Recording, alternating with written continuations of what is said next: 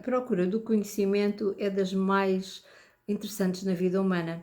Neste vídeo venho apresentar o olhar de Platão a respeito da educação sobre um intelecto mais iluminado, sobre nós e a forma de nós agirmos connosco, com a vida e com as pessoas que nos ajudam e estão perto de nós. Uma das passagens filosóficas mais é a alegoria da caverna de Platão. Alegoria porque é uma história em que as personagens simbolizam algo em nossa vida.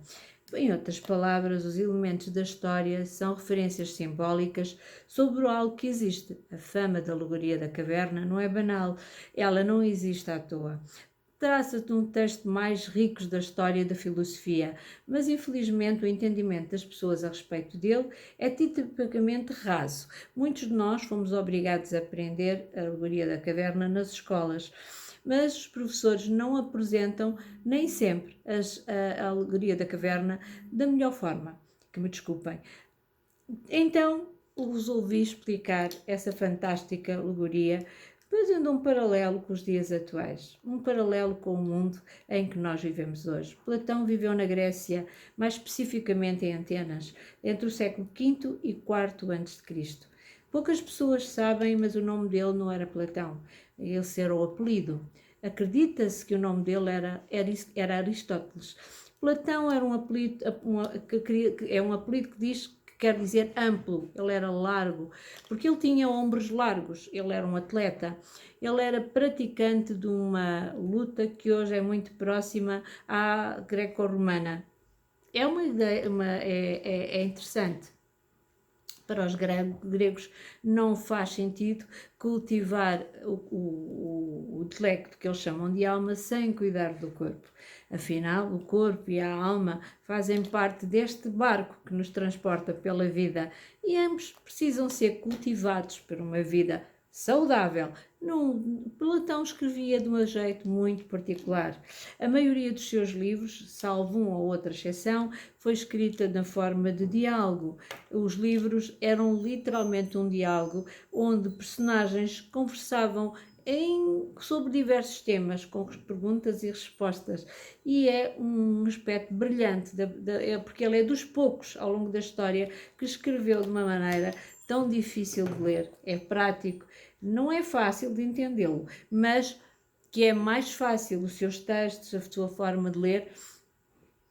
Os diálogos remetem onde realmente nós trocamos informações no nosso dia-a-dia.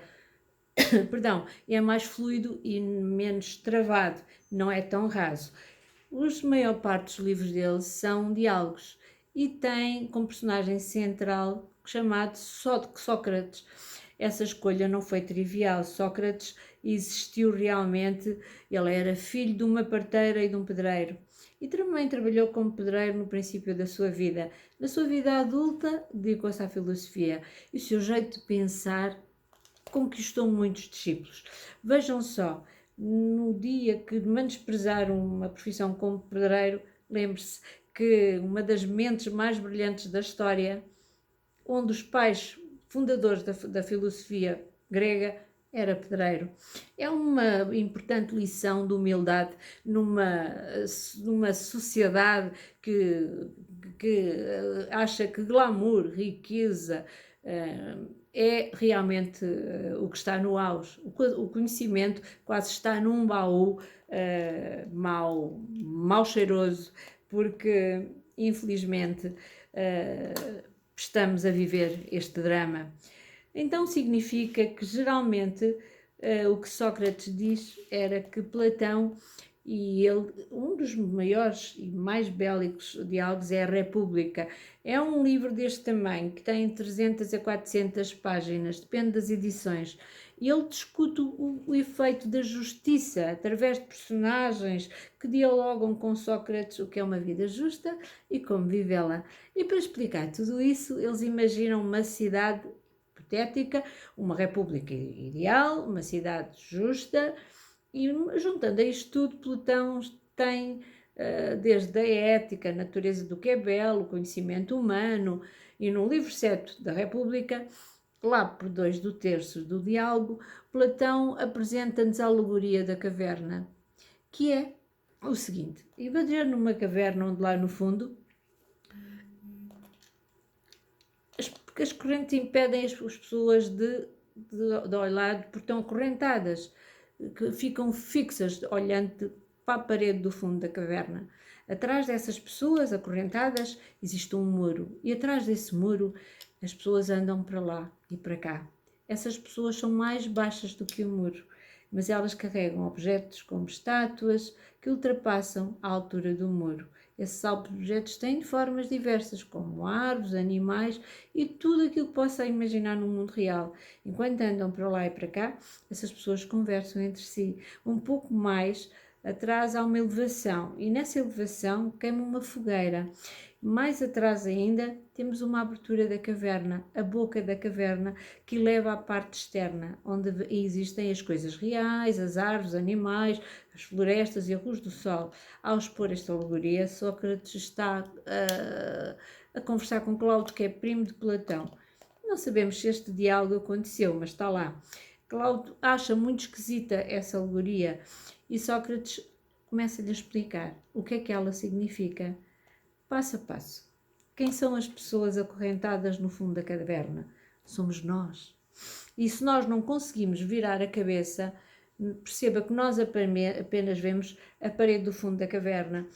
Os objetos e estátuas que essas pessoas carregam atrás do muro ultrapassam a altura do muro, a luz daquelas fogueiras faz com que as sombras desses objetos sejam projetadas ao fundo da caverna. Nós, acorrentados lá no fundo, só conseguimos ver essas sombras, tal como na vida. Como as pessoas atrás do muro conversam, nós ouvimos e achamos que esses sons vêm da sombra. Então, a realidade está distorcida, como as pessoas fazem hoje em dia na sociedade. Depois as pessoas dão nomes e dar nomes e nomear coisas é muito comum, por exemplo, às crianças. É uma tentativa de dar sentido à realidade, ou nós, pessoas, quando querem, no fundo, é nomear coisas. E é um jogo que acontece hoje até nas próprias pessoas. Isso acontece. A sabedoria lá no fundo da caverna é saber o maior número possível daquelas sombras. Aliás, nós não sabemos que aquilo são sombras, acreditamos que aquilo é um mundo real. No final, quem lá está nunca viu nada diferente daquilo. Aquilo são a verdade, porque não tivemos outra verdade nem outra realidade, o que se passa hoje em dia. Então Sócrates continua. Imagine que é desacorrentado, que veio solto daquelas correntes. O que é que aconteceria? Do primeiro mundo, diz Sócrates, vai continuar lá, sentado. Viveu lá tanto tempo que aquilo tornou-se o seu mundo, mesmo sem correntes, está conformado, é conformista. O mesmo acontece na nossa sociedade, mas se alguém o obriga a levantar e olhar para trás, o seu corpo irá doer, porque estava naquela posição a vida inteira, o acómodo. A luz da fogueira vai ofuscar os seus olhos, tal como a luz da vida quando nós abrimos a janela e saímos para a realidade, a verdade. Estas dores, encontros, vão fazer com que a maior parte das pessoas queira voltar para o conforto do escuro da caverna. Se perdesse de si, voltava a olhar para as sombras, porque os olhos e as dores no corpo estão habituados a uma escuridão. Mas suponha, diz Sócrates, que alguém o obriga a sair de verdade, mesmo arrastando. Você, obviamente, vai perceber que, cada centímetro mais perto da caverna, os seus olhos vão doer com a luminosidade do dia. A verdade, a luz, dói. E então, aos poucos, nós podemos estar cegos, mas aos poucos nós vamos ver as coisas e vamos perceber, quando olhamos mais para cima, que vimos as árvores, o sol, a estabilidade e percebemos que a mentira e que o sol é a fonte de toda a luz, a verdade. Pode perceber que o sol é o princípio de todas as coisas da vida e que você é capaz de ver agora, inclusive aquela fogueira na caverna, como uma chama falsa, imitada da verdadeira luz do sol. Então, tal como as pessoas, e ao lembrar-se dos seus amigos que ficaram lá, vai tentar salvá-los, porque a maior parte das pessoas, e isso acontece com a maior parte de nós, que estão enfiados num mundo irreal, nós tentamos abrir, abanar e contar aos nossos amigos e tentar tirá-los de lá, tentar criar-lhes uma descoberta para fora da caverna. Mas a maior parte, quando chega lá no fundo, os teus olhos já não estão acostumados ao escuro, não estarão acostumados à escuridão e por isso mesmo não vai conseguir ver as sombras da parede, não vai conseguir dar nomes às sombras como fazia antes. Já não é capaz, porque errará todos, já não consegue discernir entre uma coisa, da escuridão, e a realidade da vida. Porque ao explicar que aquela não é a realidade, que é apenas sombras de objetos e que são projetados por um fogo falso, e que os animais e objetos estão lá fora da caverna, iluminados pelo sol, que é a verdadeira luz.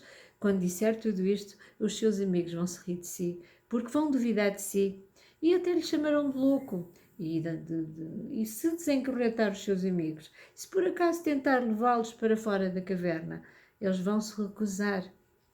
Sabe porquê?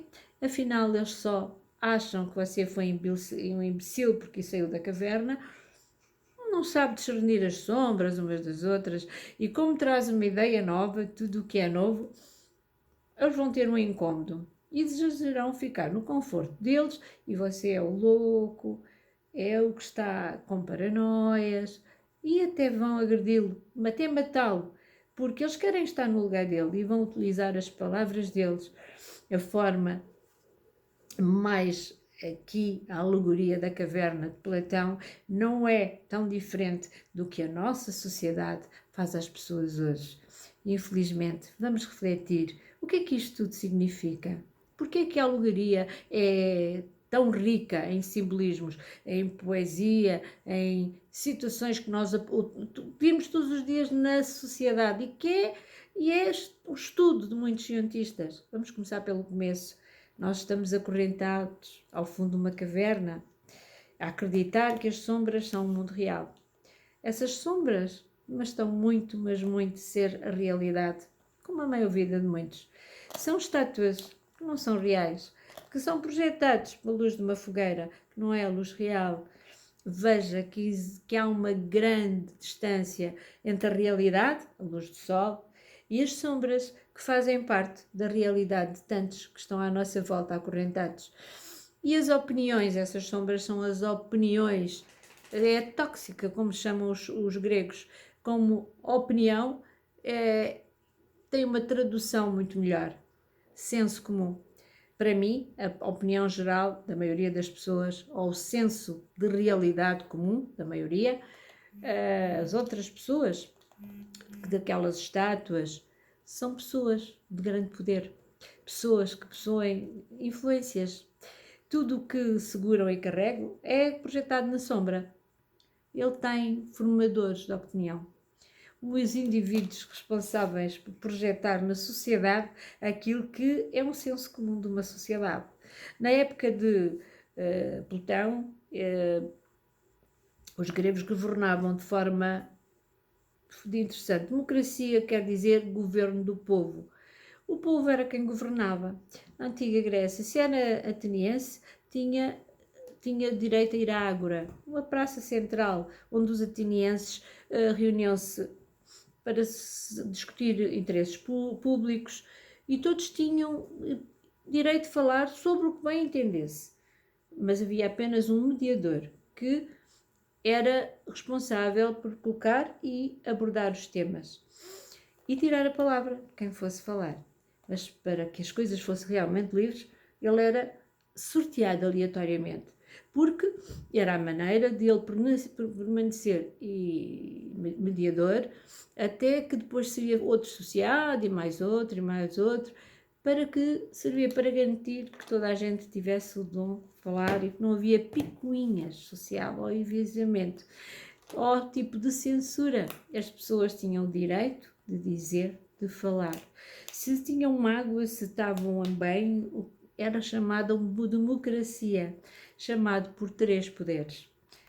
O governo literalmente era do povo e todas as pessoas podiam falar e é evidente que havia decisões que não ficavam na mão do povo, como a parte militar, mas os atenienses eram mesmo assim. Devemos nos lembrar que nem todas as pessoas eram povo naquela época. Povo era cidadão, era filho de pai e mãe, adultos, com os serviços de militar concluído. E isso excluía a maioria da população. As mulheres eram excluídas, as crianças, os escravos e os estrangeiros. Estima-se ainda que em Atenas 250 300 mil habitantes, cerca de 10% eram cidadãos. A presença na Ágora não era obrigatória e a quem queria e quem podia pagar, pois na época de Platão ela era paga, a entrada na Ágora. As assembleias tinham um limite de 6 mil participantes, que é gente, mas é bem pequena, uma parcela da sociedade. Isto não é democracia, é um conceito de democracia muito diferente do nosso. A mera ideia de possuir esses escravos já é absurda nos dias atuais. E pagar para participar numa assembleia era que gente com posses tinham mais possibilidades de governar. E eles deram a este nome a um regime de governo, o que não é de democracia, é o que vivemos hoje. O que nós vivemos hoje é um tipo diferente de democracia, diferente da democracia original da Grécia. Numa sociedade onde as pessoas governavam em assembleias livres, torna-se extremamente importante haver uma competência, porque professores e pessoas que gostam de olhar a vida de outra forma. E para mim, o caminho para fora da caverna tem que ser trilhado para nós e não andar por um caminho longo e difícil. A vida tem que haver soluções. Se houver professores que nos seguram pela mão e nos ajudam a levantar, a vida é feita disso, de pessoas que estão ao longo do nosso caminho, que nos tendem a mão. Pode ser com um sorriso, pode ser com uma palavra. Isto é a última alegoria da caverna para mim. O fundo da caverna é a luz do sol. Por exemplo, na internet temos produtos maravilhosos, mas somos mergulhados num oceano de senso comum, deturpada e mentirosa. As pessoas aplaudem a mentira e não querem ser cidadãos capazes, autónomos, de pensamentos livres das correntes da caverna. Não é à toa que cada pessoa forma a visão do mundo por notícias falsas, por situações não reais, o que é triste. E só falam assim quando não é peso para o seu bolso. Quando eu costumo dizer pimenta nos olhos dos outros é refresco para muitos. E isto nós estamos todos dentro da caverna. Hoje tu, hoje eu, amanhã o outro, depois você, depois ele. Alguns estão lá no fundo e muitos estão próximos dessa saída. A alegoria da caverna é difícil ter sabedoria plena, uma sabedoria de Buda, de Jesus Cristo, ou de Sócrates, ou de Platão. Falta-nos no saber. Quanto mais conhecimento nós temos do mundo e da história da humanidade, do passado, que faz uma referência para a nossa existência e até para uma comparação de comportamentos, a sabedoria é apenas um ideal muito importante, mas que nos fazem gratos e humildes. Afinal, nós estamos numa jornada rumo à luz. E não é por eu ser a Fátima que eu não tenha, por eu ser médica que não tenho tanto a aprender. Notem, eu adoro o meu trabalho, mas também adoro pintar, adoro cozinhar, adoro bordar, adoro fazer aquelas tretas de malha, adoro terrários, adoro jardinagem. Todas as ideias são permitidas e iguais. O conhecimento faz parte da vida e nós nunca sabemos tudo. Temos de discernir as ideias boas das ideias que são fundamentadas com aquelas que não são. É graças a esse discernimento que nós estamos a fazer com que o mundo evolua. E evoluir como sociedade é reduzir a violência, como agora, que é uma coisa assustadora. E temos que perceber que temos que planear uma saúde estável para a humanidade, para os nossos filhos, para os nossos netos. Porque eu já vivi a minha vida, eu tenho a minha vida vivida, isto se foi bem vivida. Agora eu tenho que olhar para os meus filhos, para os meus netos, para os netos das pessoas que estão à minha volta, para essas meninas de 20, 30 anos, 40, que têm uma vida para viver. São elas o futuro. E os nossos netos serão o futuro, que são capazes de construir um mundo amanhã melhor do que este em que nós vivemos. Este vídeo foi um bocadinho mais tenso do que do costume, mas há mais de 10 anos que eu trabalho neste tema. Como sempre, se gostou desse vídeo, deixe o seu gosto, partilhe e não se esqueça, abra a luz, faça um buraco, cabe na sua caverna, vá até à luz, veja onde estão as ideias que foram dadas aqui. Foi de um livro de filosofia, foi um pensamento filosófico, um pensamento científico. O nosso último vídeo eu divulguei em busca do caminho da sabedoria, da estabilidade. Não se esqueça, cada alegoria da caverna não é apenas um livro de filosofia, é uma história do passado que nos acompanha até hoje e tão atual. Um beijinho para vocês, eu sou Fátima Branco.